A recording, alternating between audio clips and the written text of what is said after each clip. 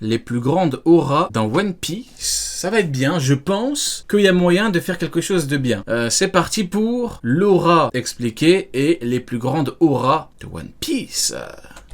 Qu'est-ce que c'est? Je vois beaucoup de personnes se poser plusieurs questions dans les sondages, alors je me suis dit... L'aura est une émanation qui provient d'une personne, une sorte d'atmosphère impalpable et latente qui se dégage de ladite personne, et en fait généralement quelqu'un de charismatique, d'imposant, d'impressionnant. Voilà, concrètement, Kaido, c'est les bâtards dans le chat. Vous êtes des bâtards. Vous êtes trop des chiens. Ah, c'est trop grave. Je lâche le chat 2 secondes.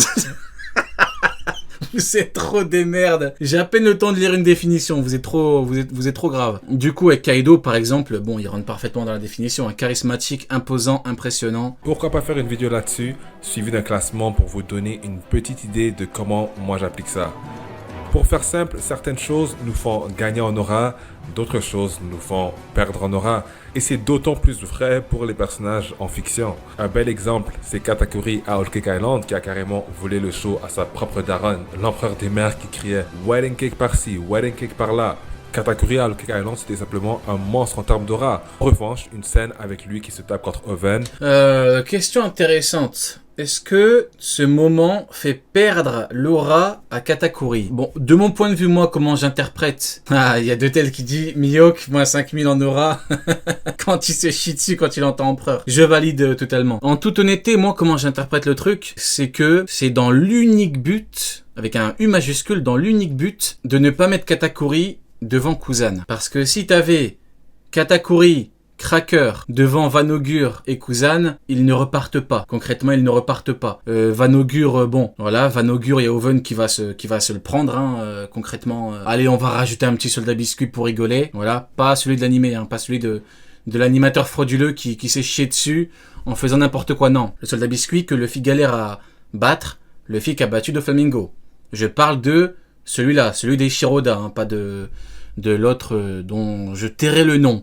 Donc voilà, c'est uniquement pour ça, c'est pour pas qu'on ait Cracker et Katakuri devant Kuzan, hein, bien évidemment. Donc maintenant, je pense qu'il faut prendre les contextes. Ouais, ce que je veux dire, je pense qu'il faut prendre les contextes de tel ou tel événement. Et pour ce contexte-là, je comprends totalement. En fait, il faut bien que Kuzan réussisse la mission. Sinon, il réussit pas. Tout simplement. Donc voilà, donc moi en toute honnêteté, ça me fait pas... voilà, il n'y a rien qui change, il n'y a pas de très grande différence. C'est toujours le Katakuri Goat que j'ai connu. Voilà, il met une patate à Oven met une patate, et puis voilà. Voilà pour mon point de vue sur Katakuri.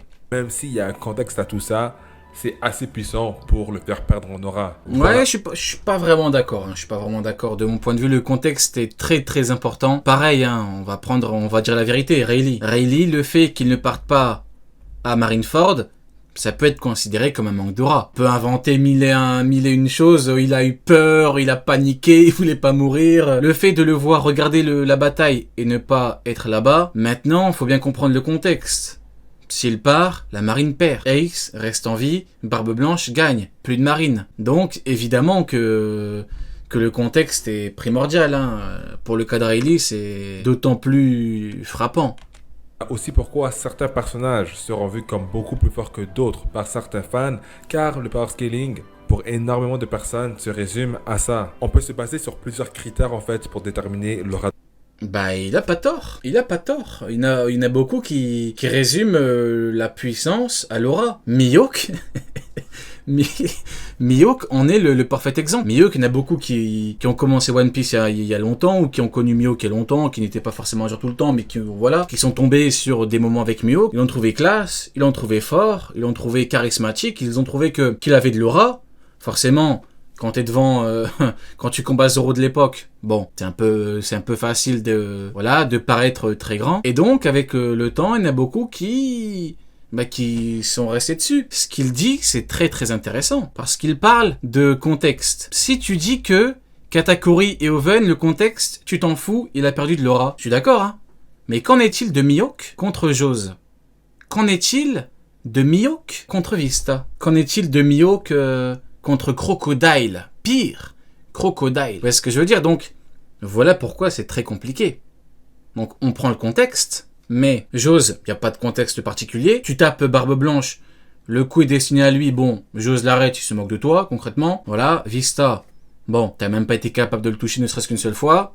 Crocodile, voilà. Donc, pour le cas de Mihawk, maintenant que j'y pense, c'est très très compliqué de le défendre en termes d'aura. Il est endetté jusqu'au cou, Mihawk, en termes d'aura. Il est pas juste en négatif, hein, il doit beaucoup. Hein. Il y a le flow, son design, bien sûr, son rôle dans l'histoire. Comment est-ce que les autres personnages de Alors, design, on va prendre Mihawk en référence. Alors, design, Mihawk. Ça marche bien, il est bien. Représentation de l'animé, voix, animation et tout, ça va. Ça a beaucoup joué dans son aura. Rôle dans le récit, ça a beaucoup joué. Le Zoro doit le battre et tout, ça a beaucoup joué. Là, direct, il est en négatif, hein, concrètement. Prénom, c'est bien, c'est très bien. Réputation, il est réputé pour être le meilleur épéiste au monde, mais dans un monde où il y en a 2 ou 3, donc c'est compliqué. Mais bon, disons que ça joue beaucoup pour ceux qui ne s'intéressent pas vraiment au sujet. Vous voyez, ceux qui s'intéressent pas réellement au sujet, ceux qui disent c'est bon, voilà. Les lecteurs, entre guillemets, lambda, c'est pas péjoratif, hein, mais c'est les lecteurs qui veulent pas chercher très loin, entre guillemets, vous voyez ce que je veux dire. C'est c'est les lecteurs, des fans qui ne cherchent pas, ils ont pas tendance à fouiller, chercher, analyser et tout. Donc, de réputation, c'est très très compliqué, hein, la réputation, bon. Et pouvoir technique, aïe. Aïe. Donc il est en négatif, Mihawk. Mais c'est intéressant. Donnez-moi notre personnage. On va dire que je chie trop sur Mihawk. Donnez-moi notre perso. On va faire la même chose parce qu'il faut pas que je m'acharne sur lui. Après on va me dire que j'ai lancé la vidéo que pour lui, alors que je vous jure que non. Je savais même pas qu'il avait fait la vidéo avant de la lancer pour vous dire. Donc allez, c'est parti, gare. Alors design. Je vais être totalement honnête. Hein. Design très bon. Représentation animée, voix animation très bon. Rien à dire. Rôle, c'est compliqué, rôle héros de la marine, mais en termes de rôle, c'est un vice-amiral, quoi. Il a pas un rôle déterminant, genre dans le truc. Scène très bien, sur la ruche. Ça allait. Prénom, très bien. Réputation, très bien. Franchement, Gar met un 10-0 à Mihawk. Hein. Il lui met un 10-0. Prends tout ça par rapport à Laura. Tu prends par rapport à Mihawk, il le gifle. Hein. Il en vaut 10 comme lui. Hein. Parce que lui, en termes de scène, c'est pas du tout le même game. Hein. En termes de pouvoir technique, c'est pas le même game. Hein. Si vous voulez, j'ai vu Gar peut faire un blue hole contre Kuzan. J'ai vu Mihawk se chier dessus. Donc, vous me connaissez. Moi, Garp, vous savez... ce qu'il représente pour moi. Donc quand je vous dis ça, je suis totalement honnête, hein, y a pas plus objectif que moi, pour le coup. Je ne mens pas, je vous prends un témoin. Donc ouais, en termes d'aura, il lui met un 10-0 à Mihawk. Hein. On prend Kizaru, allez, dernier Kizaru, après faut que j'avance. Design, très bon. Représentation, voix, animation, bon, il c'est un peu le mec un peu lent, mais très bon. Rôle, amiral, plus grande puissance de la marine, très bon. Scène, c'est compliqué, scène. C'est compliqué. C'est compliqué parce que tarter des jeunes qui n'ont pas de haki, bon.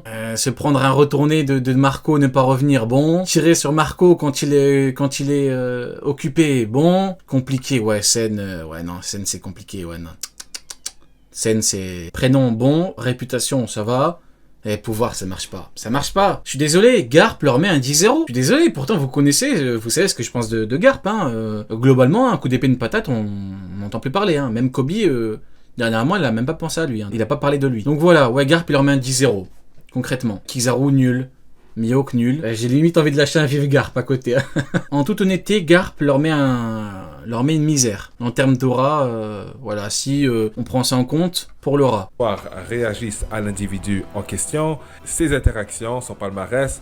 Croyez-le ou non, même le nom d'un personnage peut contribuer à son aura. Je veux dire, Don Quichotte, Doflamingo, vous voyez des noms juste masterclass qui déjà ont dit long sur le type de personnage à qui on va avoir affaire. Bien sûr, il y a aussi les scènes masterclass, style il ne s'est rien passé, le fait qu'il va voir directement Kinemon sans se soucier de Kaido et de Big Mom, ou bien même Sanji qui dit à Ener qu'il avait besoin de feu.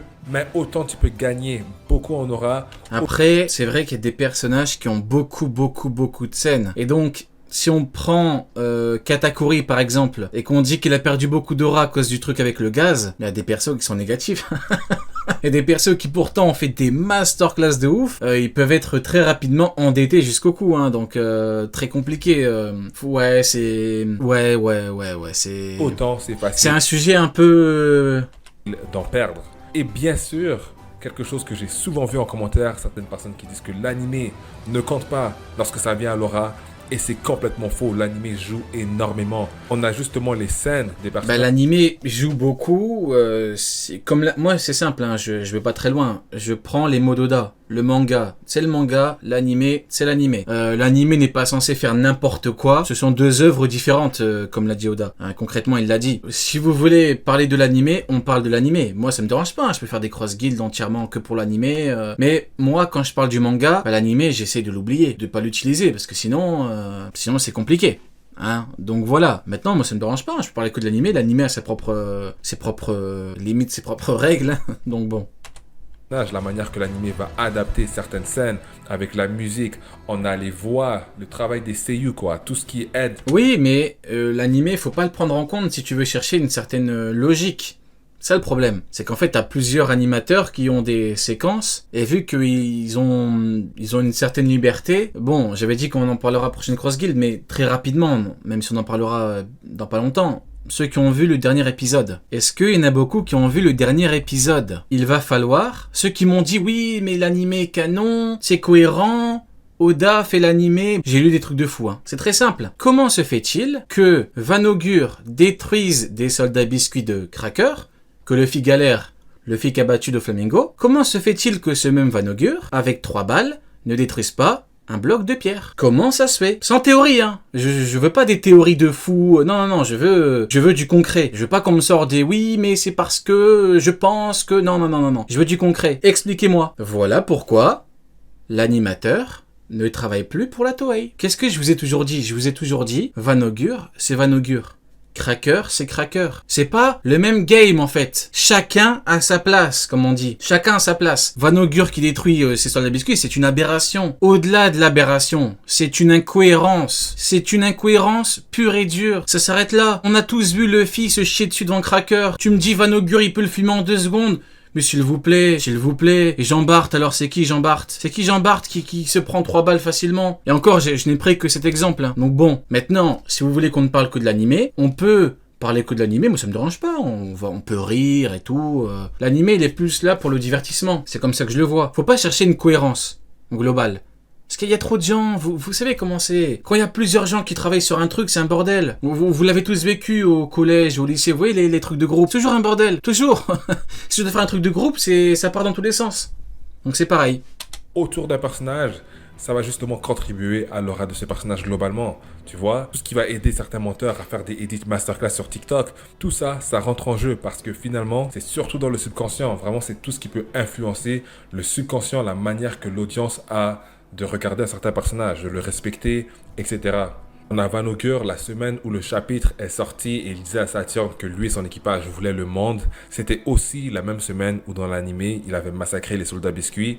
Et peu importe ce qu'on pense de l'animé, que ce soit réaliste ou pas, c'est un fait. Ça a affecté la culture, ça a affecté la manière que plusieurs personnes ont de voir Vanaugure. Mais oui, mais la question à se poser, c'est... Est-ce une bonne chose ou non? Parce que là, il faut aller un peu plus loin. Effectivement, HDO, vous voyez, j'ai parlé de lui, il y a même pas 20 secondes, c'est un truc de ouf. C'est un truc de zinzin, j'en ai parlé, même pas truc de ouf. Mais il faut aller au-delà, il faut creuser un petit peu. La vraie question, c'est, est-ce que c'est une bonne chose ou pas? La réponse est non. Pourquoi? Parce que les gens voient ça. Demain, je donne un exemple. Demain, tu vois Vanaugure tirer sur, je sais pas moi, un rocher. S'il ne le détruit pas, ils vont dire quoi les gens? Ils vont dire incohérence. Donc, c'est une mauvaise chose. Voilà. Lundi, il détruit des soldats biscuits de Cracker. Vendredi, il détruit pas un rocher.